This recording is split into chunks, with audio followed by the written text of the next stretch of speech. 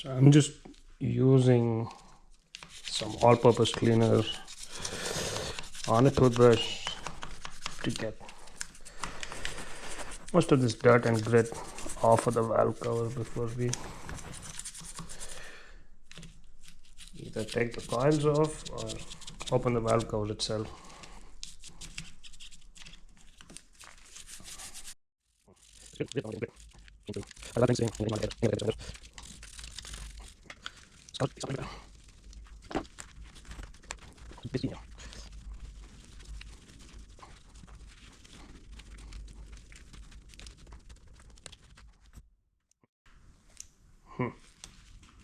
See, there's a bunch of dirt back there. See what that's coming from. It looks like we have a small valve cover leak down there, which we would not have discovered if we hadn't started on this process. So it's right there at that edge. Okay, glad we got that. It's just a very small seep, not anything you would notice near oil level or anything like that. It's clearly very early in the life of the leak. At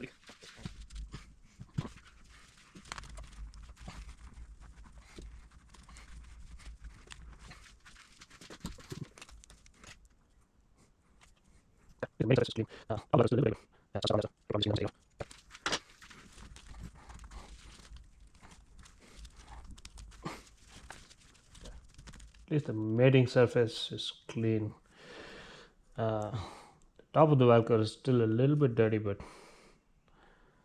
it's all stuck on there, so I could probably just clean that once I take it off. Okay.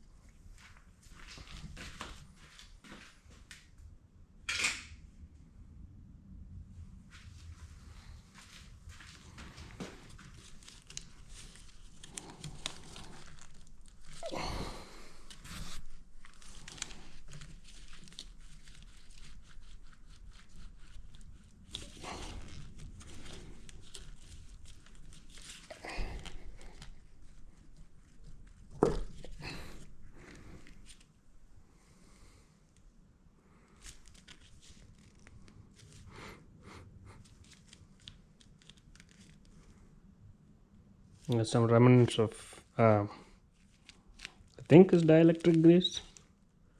At least the coils look nice and dry. It's good news.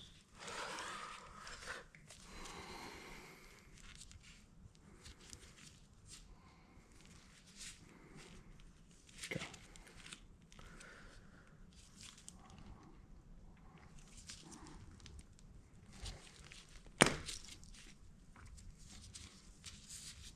I'm also going to mark these coils where they came from and put them back exactly where they came from, just because I think the wire lengths might be different. Anyway, it's always worth doing.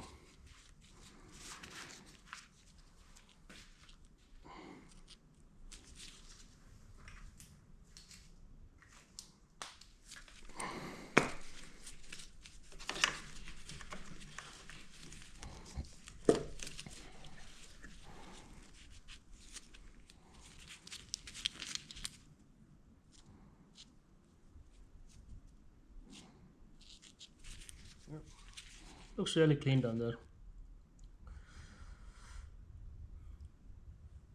No oil, no dirt. So pretty good.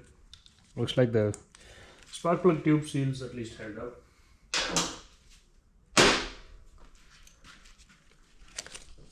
So I'm wondering if I should change my plan and just check the clearances on the front bank first. I really don't like this secondary air pipe hanging out here.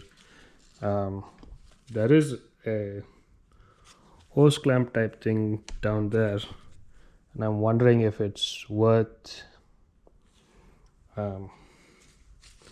sticking my pliers down there and taking that off.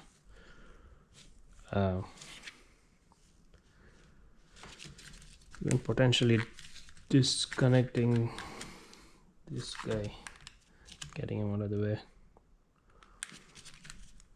And there seems to be decent amount of clearance here, and it's just 1, 2, 3 hex head bolts that need to be taken off to take this valve cover off.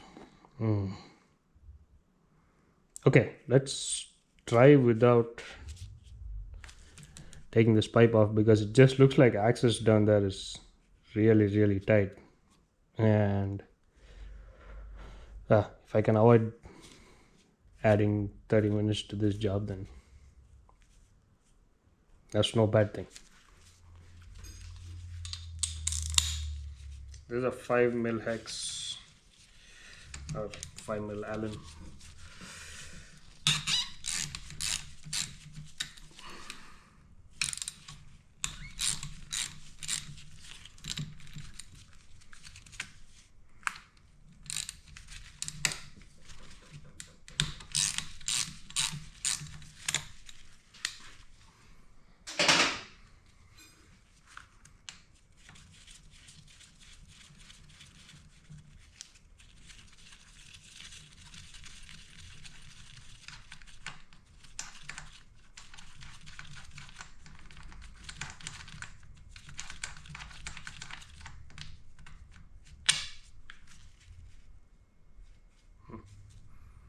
Really interesting fastener.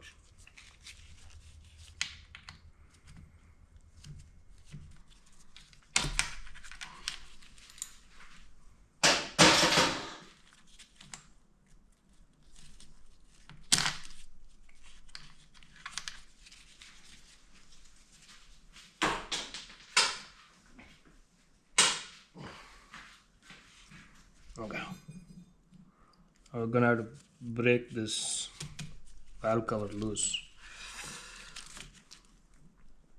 Let's see if there's somewhere we can pry on, maybe.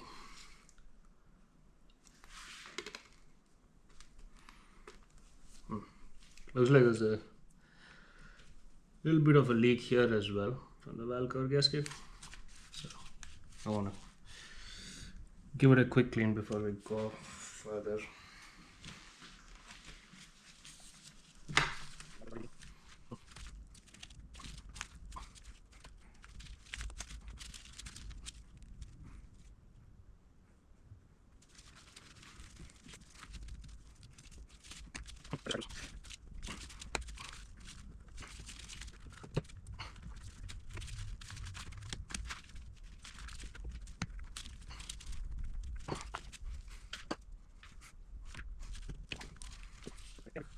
Okay, I think I'm gonna be forced to take this off. I think I might do this end rather than that end.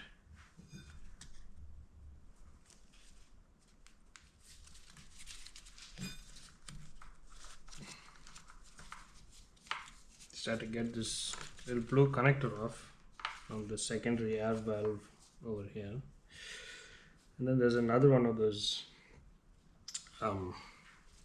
nonsense clips that we have to take off to get this secondary air tube off. Let's see.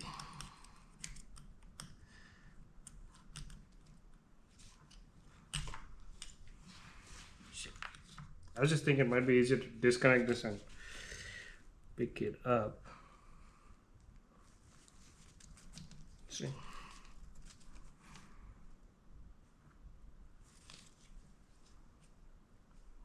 It might still be true. Let's see.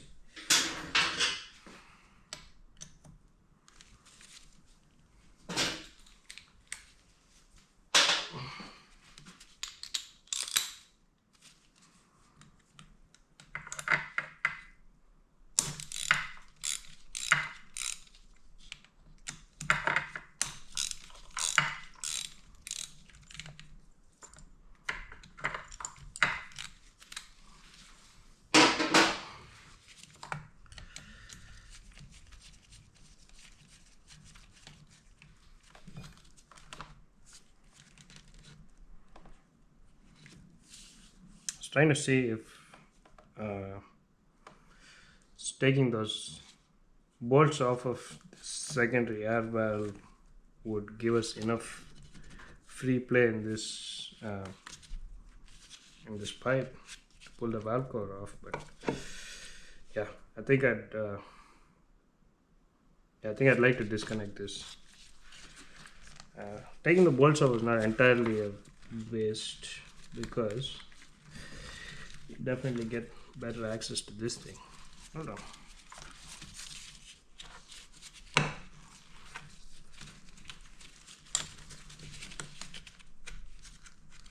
No, let's just do it.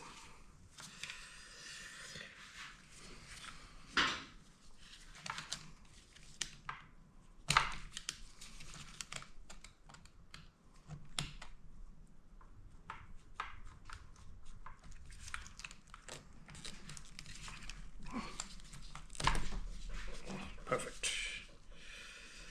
So this is one more of these, which I'm probably just going to replace with the regular hose clamp.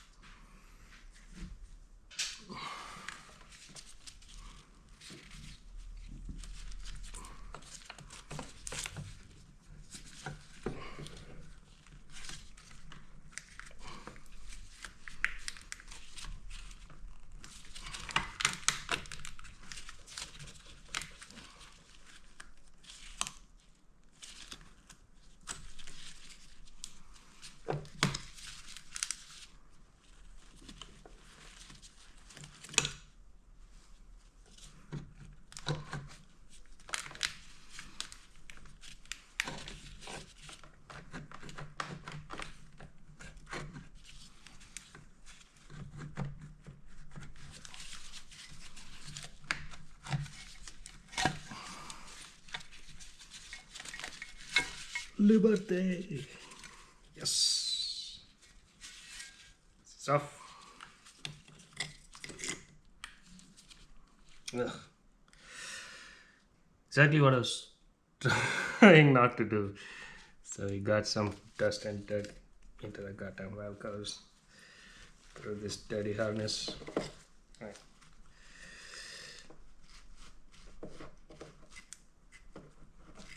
Lesson learned for the future. Clean your harness before you open a valve cover. Give me a second, I'll get you guys in here to take a closer look, but I want to clean up the little bit of dust that fell off this harness onto the camshaft over there, a little bit on that gear. Oh.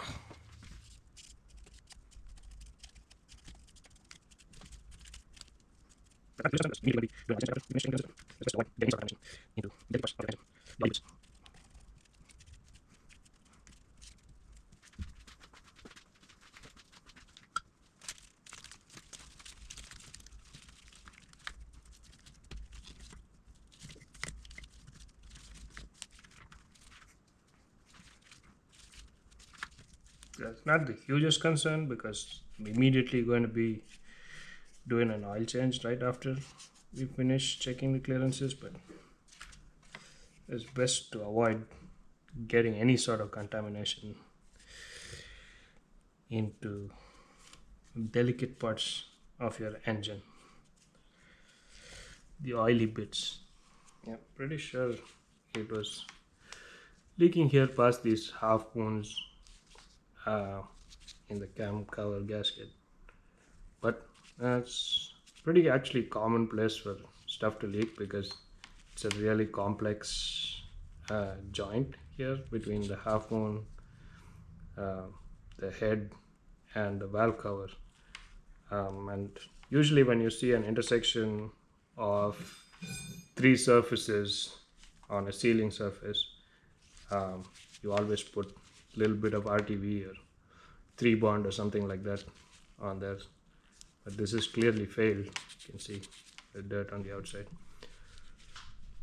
Okay, so here's our first look at the insides of the head.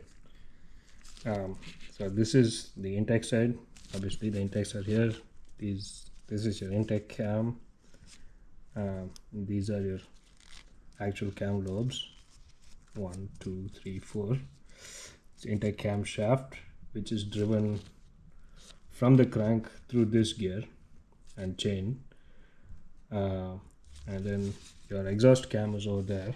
So 1, 2, 3, 4 cam lobes, and your exhaust ports are forward, and then they roll around the bike and come back down. And that is obviously driven by this gear from the intake cam to the exhaust cam. Just a pretty common design. So you only have one chain coming up from the crank to the cam, and then you drive the second cam off a gear or a secondary chain. So the clearances we are looking for, so underneath these cams, there are, it's kind of hard to see, yeah, like right there. If you look under this lobe right at the bottom, you can see a little bucket on a flat surface, circular flat surface, and that's sitting on top of your valve, and that is your mechanical bucket. So this is a DAMB, or direct acting mechanical bucket style of valve train, and your cam lobes push directly down on the bucket, and the bucket pushes directly down on the valve. And what we are looking for is the clearance between the bottom of this cam lobe and the top of the bucket, and we need to measure that when the cams are pointing directly away from the bucket, so the base circle of the cam. So I'll probably do another little video explaining the cam, base circle, the bucket, and all that good stuff. But yeah, essentially we're going to rotate the engine till this cam is pointing essentially perpendicularly away from the bucket down below, and then measure the clearance between the base circle of the cam and the top of the bucket. And this needs to be done when the engine is cold, because that's how the specification is set. Yeah, next thing we're going to do is actually open up this access hole here, which allows us to rotate the crank and get the cams into the correct position that we need them to be in to measure the clearance.